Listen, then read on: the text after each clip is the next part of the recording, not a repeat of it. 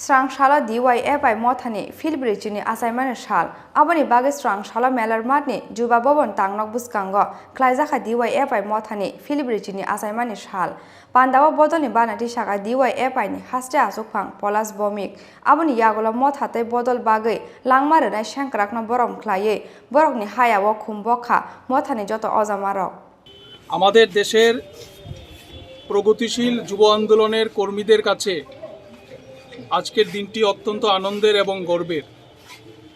1980 সালের 1 থেকে 3রা নভেম্বর পাঞ্জাবের লুধিয়ানা শহরে প্রথম সর্বভারতীয় সম্মেলনের মধ্য দিয়ে আমাদের দেশের প্রগতিশীল যুব সংগঠন হিসাবে DYFI তৈরি হয়।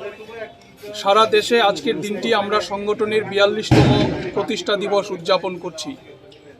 জন্মলগ্ন থেকেই DYFI কখনো সাম্রাজ্যবাদের বিরুদ্ধে আমরা লড়াই করছি, কখনো ধর্মান্ধতা, সন্ত্রাসবাদ, জাতপাত, কুসংস্কারের বিরুদ্ধে আমরা লড়াই করছি এবং এই 41 বছর সময়ের মধ্যে আমাদের দেশে নানা বাঁকমুড় পেরিয়ে এই সংগঠন DYFI আজকে আমরা 42তম প্রতিষ্ঠা দিবস উদযাপনের কর্মসূচিতে মিলিত হয়েছি। আজকের সময়ও দাঁড়িয়েও গোটা ভারতবর্ষে DYFI সংগঠন সাম্রাজ্যবাদের বিরুদ্ধে আমাদের লড়াই চলছে, যুবকের কর্মসংস্থানের দাবিতে আমাদের লড়াই চলছে এবং একটা উন্নত সমাজ ব্যবস্থা তৈরি করার স্বপ্ন নিয়ে DYFI এর কর্মীরা লড়াই করছেন। কিন্তু আমরা জানি আমাদের দেশ ভারতবর্ষে এই সময়ে যুবদের সামনে নানা সমস্যা। যুবকদের কাজ নেই, যারা কাজ করছেন তাদেরকে ছাঁটাই করে দেওয়া হচ্ছে, জাতপাত ধর্মের নামে রাজনীতি আমাদের ভারতবর্ষে চলছে এবং আমাদের রাজ্য ত্রিপুরায় গত 43 মাস সময় ধরে যুবকদের যে স্বপ্ন, কর্মসংস্থানের স্বপ্ন, এই স্বপ্নকে সম্পূর্ণভাবে ধূলিসাৎ করে দেওয়া হয়েছে।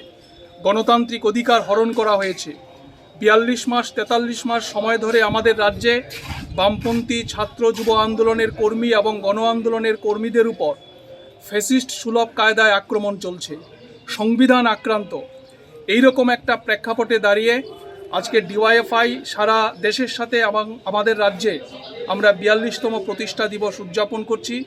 আজকের এই দিনে আমরা যুবরা শপথ গ্রহণ করতে চাই যে কোনো মূল্যে যুবদের কাজের দাবিতে আগামী দিনের লড়াইকে আরও আমাদের মজবুত করতে হবে এবং আমাদের রাজ্যে যে ফ্যাসিস্ট সুলভ আক্রমণ চলছে বামপন্থী ছাত্র যুব আন্দোলনের কর্মীদের উপর, সাধারণ মানুষের উপর, সেই প্রেক্ষাপটে মানুষের গণতান্ত্রিক অধিকারকে রক্ষা করার জন্যে আজকে 42তম প্রতিষ্ঠা দিবসে আমরা শপথ গ্রহণ করব।